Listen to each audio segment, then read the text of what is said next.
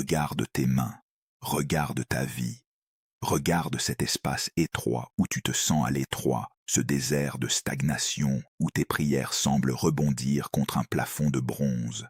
Tu crois être dans une impasse, n'est-ce pas?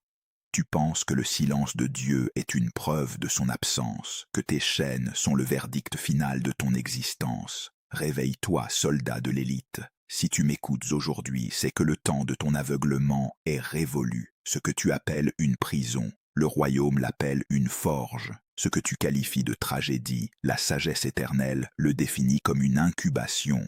Est-ce une coïncidence si tu te sens oppressé par des forces qui dépassent ton entendement? Absolument pas. L'oppression est le premier signal de ton importance. On n'enferme pas un homme insignifiant dans une forteresse de haute sécurité. On ne jette pas un vêtement sans valeur dans la fosse. Si l'ennemi s'acharne sur toi, c'est parce qu'il a lu ton destin avant même que tu n'en acceptes la responsabilité. Comprends-tu l'urgence de cet instant? Nous ne sommes pas ici pour échanger des banalités religieuses ou des formules de réconfort stériles qui endorment les masses dans une médiocrité confortable. Nous sommes ici pour disséquer le mystère de l'élévation brutale. Pourquoi certains restent-ils toute leur vie dans la citerne alors que d'autres, partis du même point de douleur, finissent par s'asseoir à la droite des rois? La différence ne réside pas dans la chance, mais dans la possession d'un code secret que Joseph a déchiffré dans les ténèbres de sa cellule égyptienne. Tu as été séduit par une théologie du confort qui t'a fait croire que la faveur de Dieu te préserverait de la souffrance. Quel mensonge grotesque! La faveur de Dieu ne t'évite pas la prison, elle t'y prépare pour que tu puisses la posséder. Joseph n'a pas été sauvé de la citerne, il a été sauvé à travers la citerne. Tes faux raisonnements sont tes véritables barreaux. Tu attends que les circonstances changent pour commencer à régner, mais la vérité est inverse. Tu dois régner dans l'invisible pour que les circonstances s'alignent sur ta royauté. Es-tu prêt à abandonner cette mentalité de victime qui te ronge la moelle? Es-tu prêt à cesser de blâmer tes frères qui t'ont trahi, tes parents qui t'ont abandonné, ou ce système qui semble vouloir t'étouffer? Joseph aurait pu passer ses années de captivité à maudire ses frères, à ruminer sa vengeance, à pleurer sur l'injustice d'un rêve qui semblait s'être transformé en cauchemar. La réalité que tu vois n'est que l'ombre d'une vérité plus profonde que tu ignores encore. Tu te demandes pourquoi, malgré ton intégrité, tu as été faussement accusé comme Joseph par la femme de Potiphar. Tu te demandes pourquoi, après avoir fait le bien, ceux que tu as aidés t'ont oublié, tout comme l'échanson a oublié Joseph pendant 2 longues années. Écoute-moi bien, l'oubli des hommes est souvent la protection de Dieu. Si l'échanson s'était souvenu de Joseph trop tôt, Joseph serait peut-être sorti de prison pour redevenir un simple serviteur. Dieu a permis l'oubli pour que la sortie de Joseph coïncide avec le besoin du Pharaon. Le timing divin est une science exacte qui ne supporte aucune impatience. Ta précipitation est la preuve de ton manque de foi. Tu veux sortir de l'épreuve avant d'avoir extrait l'onction de l'épreuve. C'est là que le bas blesse. Tu pries pour que tes problèmes disparaissent, alors que tu devrais prier pour que ta capacité à porter la solution augmente. Joseph n'est pas sorti de prison parce qu'il était innocent, il est sorti parce qu'il était devenu indispensable. Deviens indispensable à ton époque. Ne cherche pas la porte de sortie, cherche la clé de la révélation. Ta prison est en réalité ton laboratoire de gestion de crise. Chaque injustice que tu subis est un crédit que tu déposes dans la banque céleste pour ton futur gouvernement. Détruisons ces forteresses mentales qui te font croire que tu es puni. Non, tu n'es pas puni, tu es sélectionné. L'élite du royaume sait que le silence de Dieu est le signe d'un examen imminent. Et cet examen ne portera pas sur ta capacité à survivre, mais sur ta capacité à administrer le chaos. Es-tu prêt à regarder tes bourreaux dans les yeux et à leur dire, avec la certitude d'un fils du Très-Haut, ce que vous aviez prémédité pour me faire du mal, Dieu l'a changé en bien. C'est cela le secret de Joseph. C'est la transmutation alchimique de la douleur en autorité souveraine. Pénétrons maintenant dans la chambre haute de la révélation, là où les principes de la sagesse antique rencontrent les défis de ta modernité. Pourquoi Joseph a-t-il réussi là où tant d'autres ont échoué?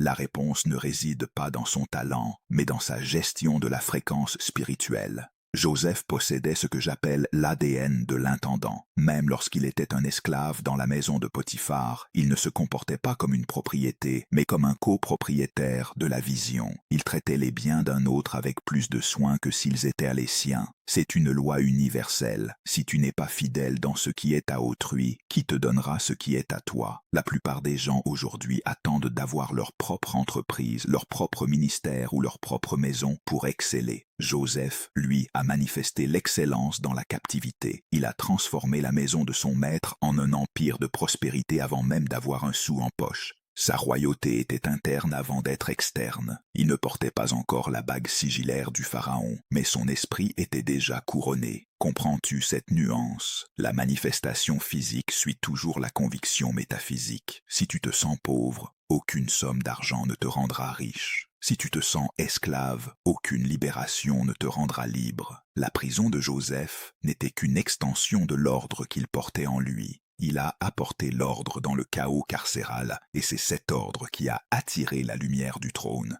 La racine spirituelle de l'élévation de Joseph est la maîtrise de l'interprétation des songes. Mais qu'est-ce qu'un songe, au-delà de l'imagerie nocturne? C'est la capacité de voir la structure invisible de l'avenir. Joseph n'interprétait pas seulement des rêves, il décodait les cycles économiques et spirituels de sa génération. Il comprenait que l'abondance et la disette ne sont pas des accidents, mais des saisons prévisibles pour celui qui marche avec l'esprit. L'élite du royaume ne subit pas l'économie mondiale, elle l'anticipe. Elle ne tremble pas devant l'inflation ou les crises sanitaires, elle y voit des opportunités de gestion divine. Joseph a sauvé le monde de la famine en centralisant les ressources pendant les années de vaches grasses. Il a appliqué un principe de sagesse antique. La discipline dans l'abondance garantit la domination dans la crise. Es-tu capable de gérer tes 7 années de vaches grasses? Ou es-tu en train de gaspiller ton onction, ton temps et tes ressources dans des plaisirs éphémères? Le secret de Joseph, c'est la vision à long terme. C'est le refus de la gratification immédiate pour la construction d'un héritage éternel. Il a vu au-delà de sa propre survie. Il a vu la survie de la lignée d'Israël. Ton succès n'est jamais pour toi seul. Si tu cherches le trône pour ton propre confort, tu resteras dans la fosse. Mais si tu cherches le trône pour nourrir les nations et préserver le dessein de Dieu, alors les cieux n'auront d'autre choix que de te propulser au sommet. Analysons la transition de la prison au palais. Elle s'est faite en un instant, mais elle a été préparée pendant 13 ans. La Bible dit que le Pharaon envoya chercher Joseph et qu'on le fit sortir en hâte de la prison. Il se rasa, changea de vêtements et se présenta devant le roi. Note bien ces détails. Joseph s'est préparé pour une rencontre qu'il n'aurait pu prévoir par des moyens humains. Il ne s'est pas présenté devant le Pharaon avec l'odeur de la cellule, avec la barbe du désespoir ou les haillons de la victime. Il a adopté les protocoles du palais avant même d'y être admis.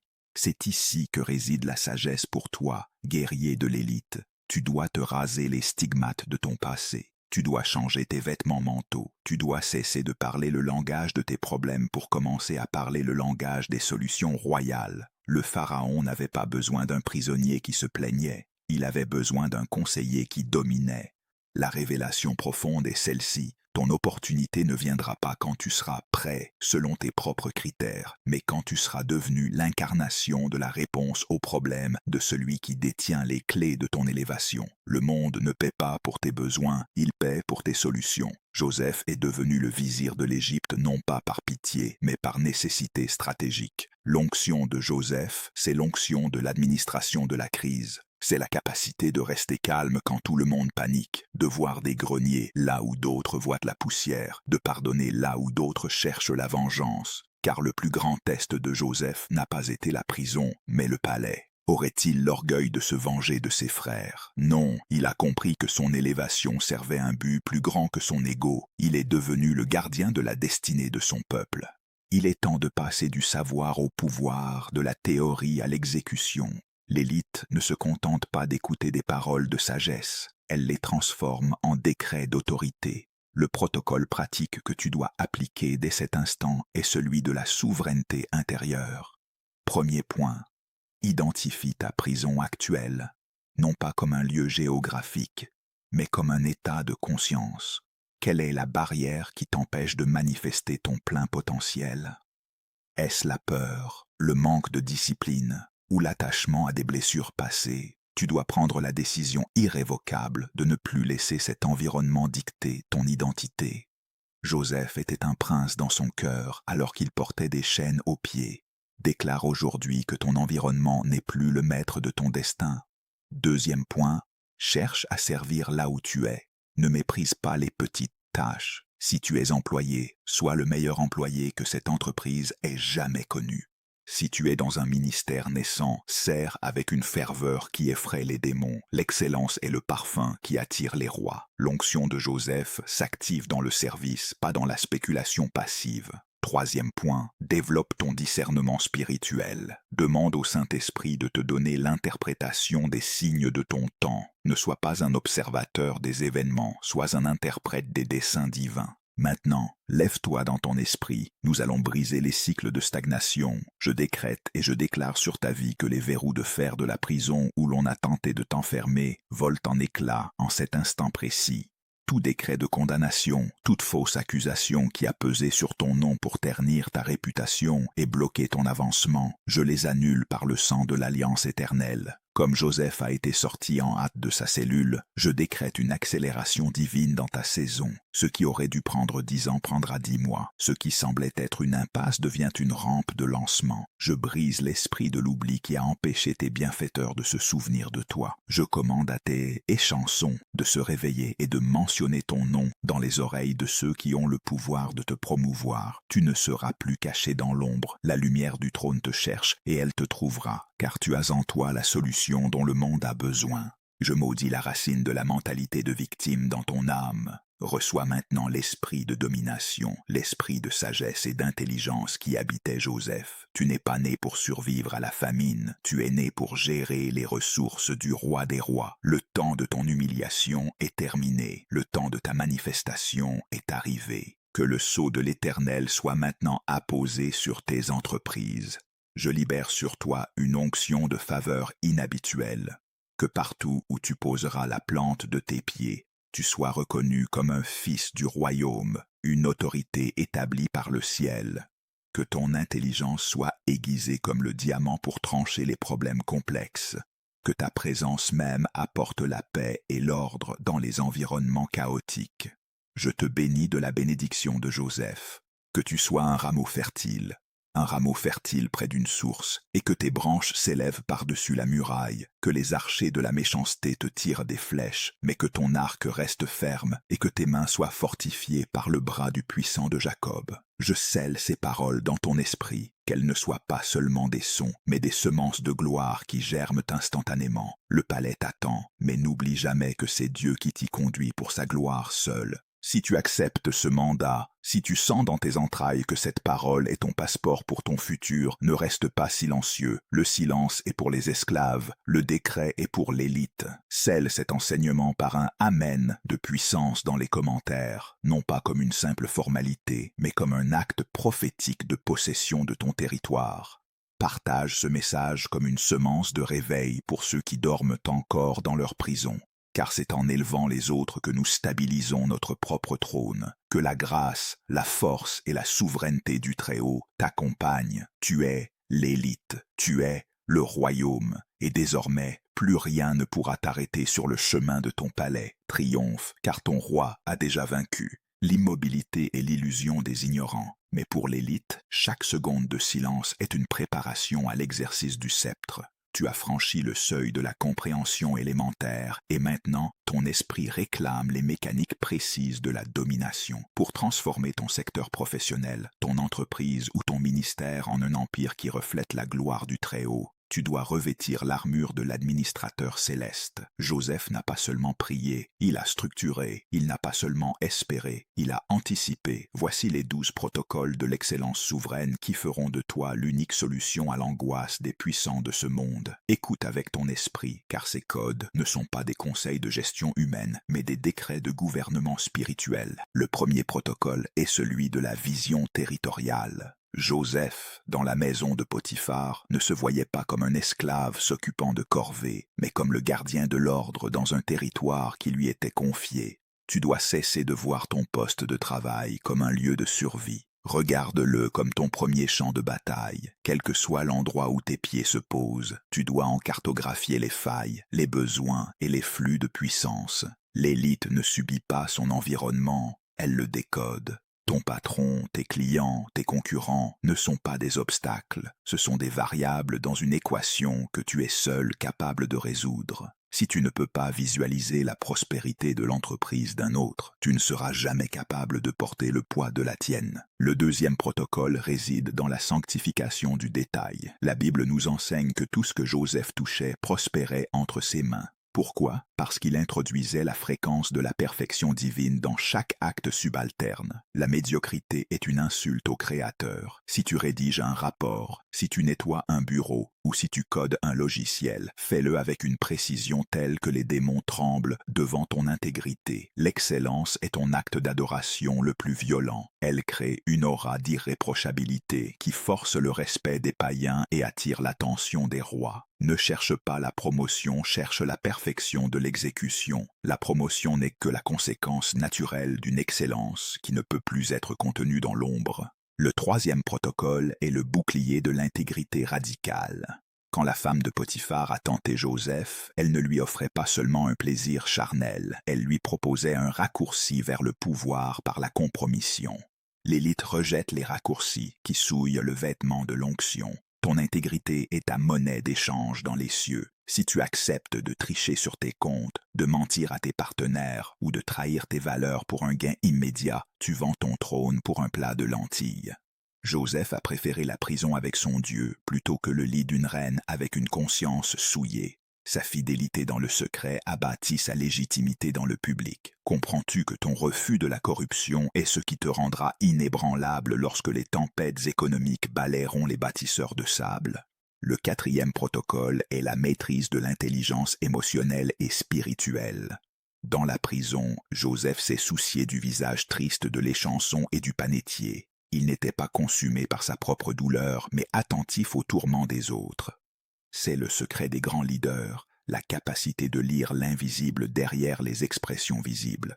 Tu dois devenir un expert de l'âme humaine. Écoute ce que tes collaborateurs ne disent pas.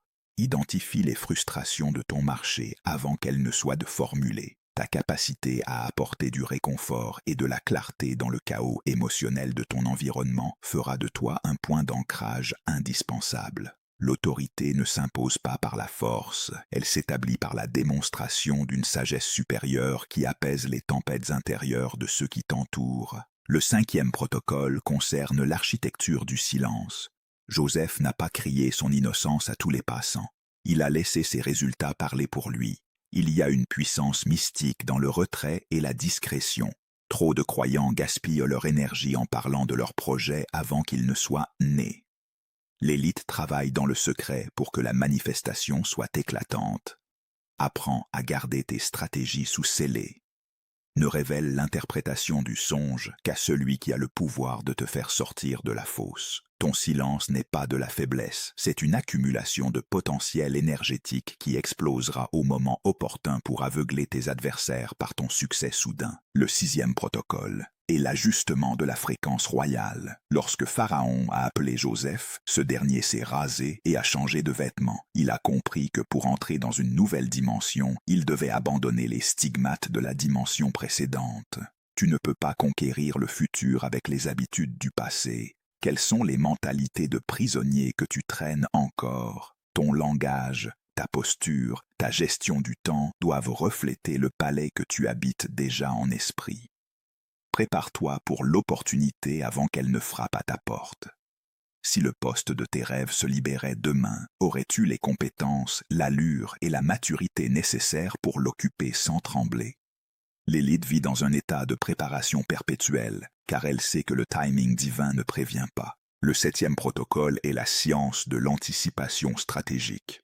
Joseph a prédit les 7 années de disette et a élaboré un plan de stockage massif. Il a transformé une catastrophe prévisible en une opportunité de domination mondiale. L'élite ne vit pas au jour le jour, elle analyse les cycles. Tu dois devenir un prophète de ton secteur d'activité. Étudie les tendances, observe les signaux faibles, demande au Saint-Esprit de te montrer les vaches maigres qui arrivent sur ton marché. Celui qui possède les réserves pendant la famine devient le maître de ceux qui ont tout gaspillé pendant l'abondance. Ta discipline financière et stratégique d'aujourd'hui est la chaîne qui liera tes concurrents demain. Le 8e protocole est la centralisation des ressources. Joseph a construit des greniers dans toutes les villes. Il a appris à organiser la logistique du royaume. Tu dois apprendre l'art de l'administration systémique. Ne sois pas un simple exécutant, sois un bâtisseur de systèmes. Si ton entreprise dépend uniquement de ton effort personnel, tu es un esclave de luxe. Si elle dépend d'un système que tu as conçu, tu es un souverain.